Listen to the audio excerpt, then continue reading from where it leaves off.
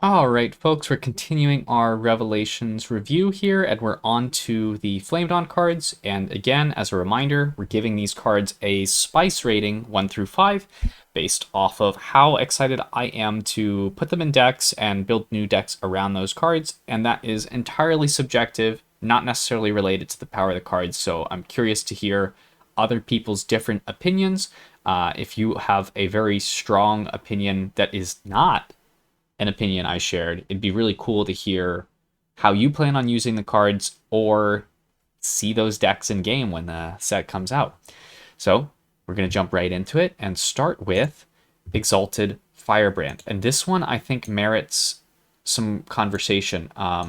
So Exalted Firebrand, just to get it out of the way, is a 2 spice for me.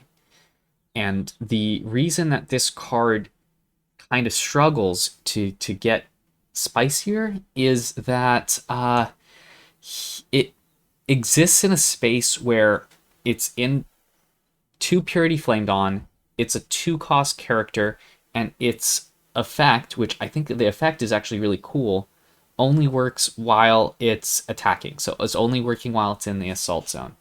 And the trouble with that is that by being a 2-cost double Purity Flamed On character that wants to be in the assault zone, it has to kind of compete with every other 2-cost Flamed On character that wants to do the same thing, and that is a lot of characters. So even though the effect is very cool, it's very hard to get excited about a card when we have a lot of stuff that is kind of filling that same purpose. Now, I understand that Exalted Firebrand has this really cool thing going where he can bonk a big character back to the support zone, but I think that if I was going to try to make this card a little more interesting to me personally, I would want its effect to work both while it is attacking and while it's blocking or defending. I think that it feels like it really could maybe be a little more versatile or flexible, because right now there's really only one way you can use the card, and the one way you can use it is how Flamed On decks already play the game. So it's more of the same. Even though the effect is really cool and new, the character doesn't feel super new to me. Hopefully that's clear. I do think that I would like to see this card maybe in game before we come to any real conclusions about it, but this one's just not very spicy for me. Next, we have Incite, and this is going to be a 3 spice for me. We've kind of already talked about it. I think that the card has an interesting effect. It has a very strong identity as a card that really hates out these huge blockers, and it's cool. But again, it doesn't really change how you play Flamed On very much. The one kind of thought here is I saw somebody in the Discord mention Jialan, Guardian of Life, which the cool thing about Incite is you can actually use it on your own character. So you can potentially have characters that you want to kind of live in the defense zone and not actually defend. So that's really interesting. But it's something that I kind of would. It's not like the first deck I want to build. Either I want to see somebody else do it, or I will do it after I've had some time to spend on the decks that are more exciting, that I'm more looking forward to testing first. Okay. And next we have Celebration of Heroes. I think that this is a 2 spice for me as well. And the reason is just because I really think that this card is for draft. I think it's a really, really powerful, high-cost Flamed On card at uncommon. And that serves a very significant role in giving Flamed On kind of some interesting options in draft.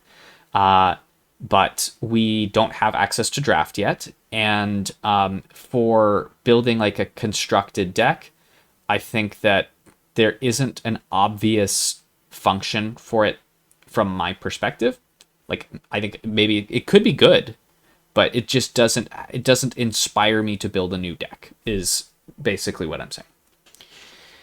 Next, we have Volcano-Class Carrier. And I think that this is a 4 spice for me, and it's got a whole lot going on for it. So let's begin by saying that, like, let's compare this to Exalted Firebrand. I mentioned that Exalted Firebrand struggles because it is a Flamed On card, it's low cost, and he only does his thing while he's in the Assault Zone. Compare that to Volcano-Class Carrier, which is also a relatively low-cost Flamed On card, but it does things everywhere. It allows you to play this character very differently than how you play other Flamed On characters, that it can go in the Assault Zone, and it also does cater to Flamed On's very aggressive strategy, but the way that it supports that strategy is not by being another dude that you throw in the Assault Zone, because we've got a lot of dudes that we throw in the Assault Zone, and it's cool to see things that aren't in that category. But let's jump into it a little further. So the first thing we should mention is that the card makes Flamed On aspirants by paying 5, which we gotta mention Kali Reluctant Leader. That anything that makes aspirants, we gotta think about Kali Reluctant Leader. So this card could be used in the command zone. So really the command zone, if you're playing triple Flamed On with Kali Reluctant Leader, is gonna be Kali herself. It's really, really hard not to run Chlor, so it's probably Chlor.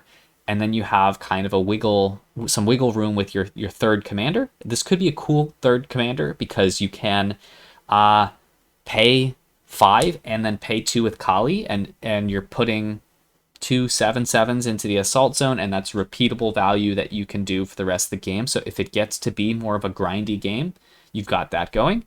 And outside of the command zone, this card's quite interesting because as soon as he's deployed, he starts giving you a half of a Bromix banner. And it costs 1 less than Bromix banner. And Bromix banner is a card I like, and this card feels like it does a similar thing while also doing a lot of other things for you too.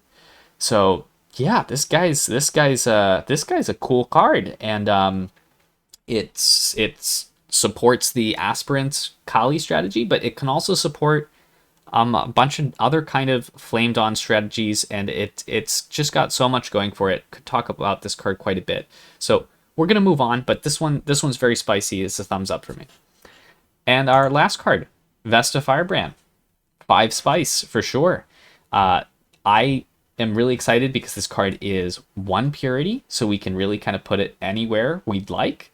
That could be in triple Flamed On, it could be in double Flamed On, or it could be in just one Flamed On, and we're relying on something else to support our larger number of characters. Multi-strike is big, but the real reason that we're excited about this card is that it buffs all the characters in your deck and hand permanently by +1/+0, which really equates to +2/+0 with that multi-strike, and that's only if it attacks once.